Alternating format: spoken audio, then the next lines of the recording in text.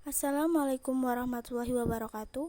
Alhamdulillah, pada kesempatan kali ini kami dari kelompok 3 akan memaparkan materi fikih ibadah, yakni dengan pokok pembahasan Toharoh. Adapun anggota dari kelompok kami yang pertama, Reni Septianto, Reni Dian Safitri, dan Ilma Ulfiana. Oke, langsung saja kita ke pembahasan materi.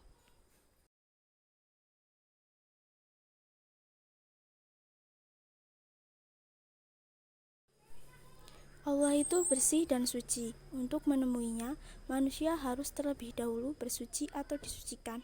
Allah mencintai sesuatu yang bersih dan suci.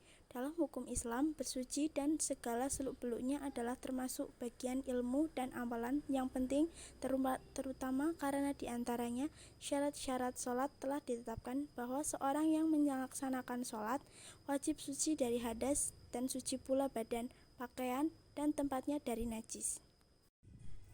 Toharoh atau bersuci.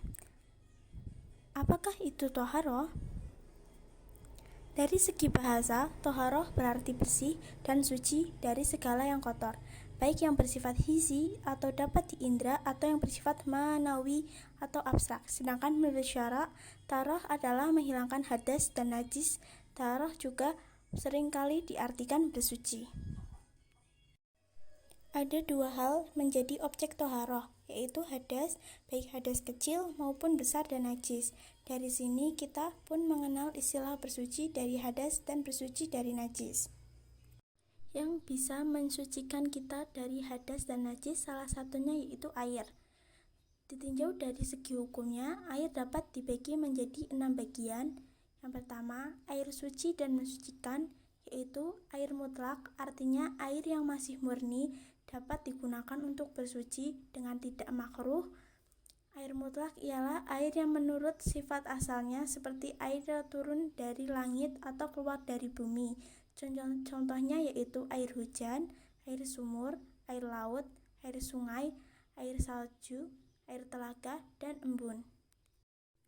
2. Air suci dan dapat mensucikan tapi makruh digunakan, yaitu air musyamas, air yang dipanaskan dengan matahari di tempat logam yang bukan emas.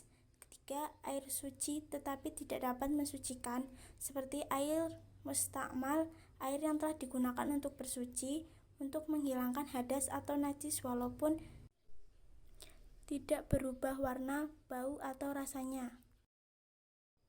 4. Air mutanajis, yaitu air yang kena najis atau kemasukan najis sedang jumlahnya kurang dari 2 kulah, maka air yang semacam ini tidak suci dan tidak dapat mensucikan. Jika lebih dari 2 kulah dan tidak berubah sifatnya, maka sah untuk bersuci. 5. Air mudhaf. Air mudhaf ialah air perahan dari suatu benda seperti limau, tebu, anggur, atau air yang mutlak pada asalnya, kemudian bercampur dengan benda-benda lain, misalnya air bunga. 6. Air mengalir dan air tenang. Mazhab-mazhab berbeda pendapat tentang air yang mengalir.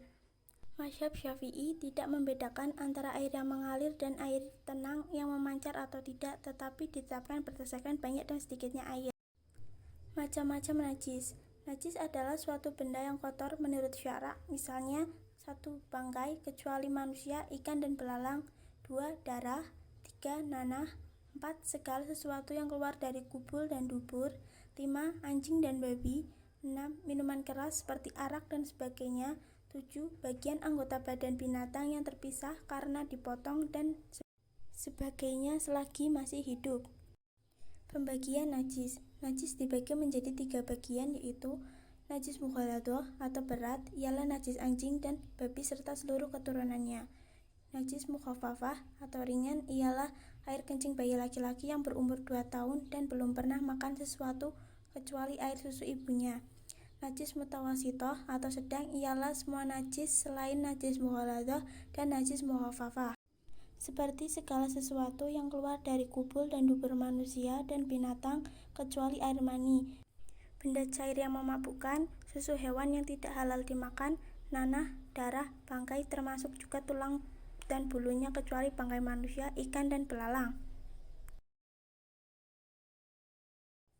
Cara menghilangkan najis. 1. Najis mughaladhah atau berat. Sesuatu yang terkena najis mughaladhah seperti jilatan atau kotoran anjing dan babi, cara mencucikannya adalah harus dengan menghilangkan benda najisnya terlebih dahulu, lalu membasuhnya dengan air 7 kali basuhan dan salah satunya harus dicampur dengan tanah yang suci. 2. Najis mukhafafah atau ringan. Sesuatu yang terkena najis mukhafafah, cara mensucikannya adalah cukup memercikkan air pada tempat najis tersebut. 3. Najis mutawasithah atau sedang. Sesuatu yang terkena najis mutawasithah dapat suci dengan cara dibasuh sekali, asal sifat-sifat najisnya atau warna, bau, dan rasanya itu hilang. Adapun dibasuh 3 kali basuhan atau siraman itu lebih baik. Jika najis hukmiyah, cara menghilangkannya cukup dengan mengalirkan air saja pada najis tadi. Bagaimana cara mensucikan hadas dan najis? Yang pertama yaitu berwudu.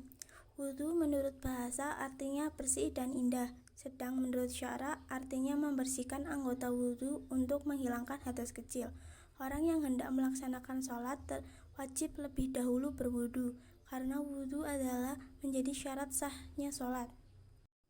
Fardu wudu ada 6. 1. Niat. 2. Membasuh wajah. 3. Membasuh kedua tangan sampai siku-siku. 4. Mengusap sebagian rambut atau kulit kepala.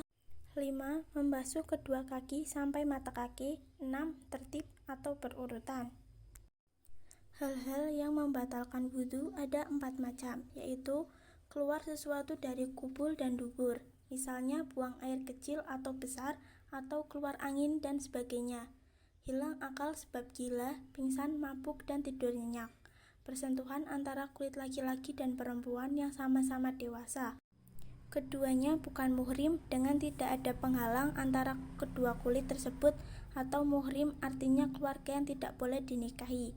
Memegang atau menyentuh kemaluan, kubul atau dubur dengan telapak tangan atau dengan bagian dalam jari-jari yang tidak memakai tutup atau walaupun hanya kemaluan sendiri. Yang kedua yaitu mandi besar. Sholat sebagaimana kita ketahui sahnya juga suci dari hadas besar.